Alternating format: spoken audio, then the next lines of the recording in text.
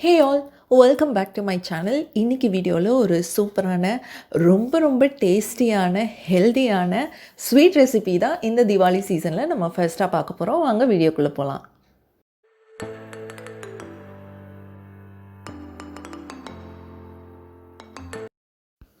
இந்த ரெசிபிக்கான quantity and measurements சொல்லிடுறேன். இது 2 பேருக்கு 3 ஆப்பிள் வச்சு நான் செய்கிறேன். உங்கள் வீட்டில் எத்தனை பேருக்கு நீங்கள் செய்கிறீங்களோ அதுக்கேற்ற மாதிரி குவான்டிட்டி மாற்றிக்கோங்க. இதுக்கு எக்ஸ்ட்ரா சுகர், ஹனி அதெல்லாம் போட தேவையில்லை. Because apple pie it self is ரொம்ப ஸ்வீட்டாக இருக்கும். சப்போஸ் நீங்கள் யூஸ் பண்ணுற ஆப்பிளில் ஸ்வீட் அதிகம் கிடையாது, அது அந்த தண்ணி ஆப்பிள்னு சொல்லுவாங்களா, அந்த மாதிரி ஆப்பிள்னால் நீங்கள் எக்ஸ்ட்ராவாக சுகரோ ஹனியோ வெல்லமோ சேர்த்துக்கலாம்.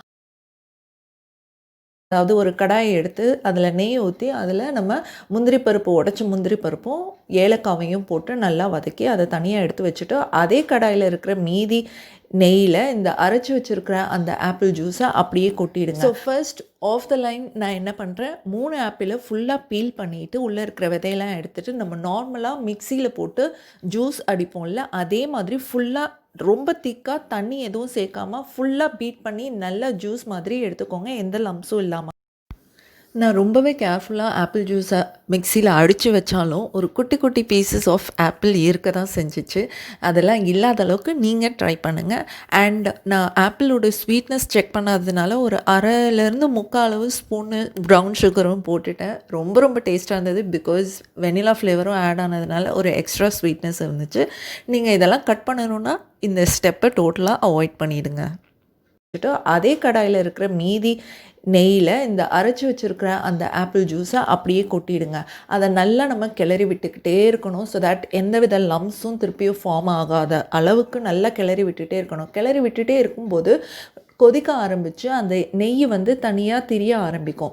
ஸோ அந்த டைமில் உங்களுக்கு தேவைன்னா நீங்கள் சுகர் போட்டுக்கலாம். அப்படி நீங்கள் சுகர் போடலைன்னா நான் வந்து ஒரு எக்ஸ்ட்ரா பிட் ஆஃப் ஃப்ளேவர் வேணும் அப்படின்றதுக்காக வெனிலா எசன்ஸ் மட்டும், இந்த டைகர்ன்ற பிராண்டில் இருக்கிற வெனிலா எசன்ஸை அந்த பாட்டிலில் இருக்கிற மூடியிலேயே பாதி அளவு நான் ஊற்றினேன். அதுவே எனக்கு கொஞ்சம் ஸ்ட்ராங்காக தெரிஞ்சிச்சு.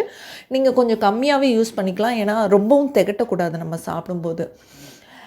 ஸோ அதை போட்டுட்டு அதையும் ஊற்றிட்டதுக்கப்புறம் நம்ம நல்லா கிளறி விட்டுக்கிட்டே இருக்கணும்.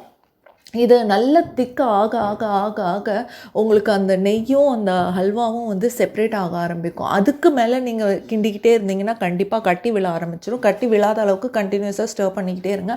அதுக்கப்புறம் கேஸ் ஆஃப் பண்ணிவிட்டு நம்ம வறுத்து வச்ச முந்திரி பருப்பையும் ஏலக்காவையும் அதில் போட்டு நல்லா தூவிட்டு அதுக்கப்புறம் நம்ம அதை மிக்ஸ் பண்ணி வீட்டில் எல்லாருக்குமே கொடுத்து சாப்பிட சொல்லலாம். இது வந்து வயசானவங்கள்லேருந்து நடுத்தர வயசில் இருக்கிறவங்க, அடல்ட்ஸ், கிட்ஸ் எல்லாருமே ரொம்ப விரும்பி எப்போ வேணாலும் சாப்பிட்ற ஒரு பியூட்டிஃபுல்லான ஆப்பிள் ஹல்வா ரெசிபி.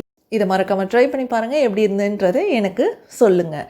அண்ட் என்னுடைய இந்த சேனலுக்கு சப்ஸ்கிரைப் பண்ணுங்கள், இந்த வீடியோவை லைக் பண்ணுங்கள், ஷேர் பண்ணுங்கள், காமெண்ட் பண்ணுங்கள். அண்ட் இன்னொரு வீடியோவில் சந்திக்கிறேன். நன்றி.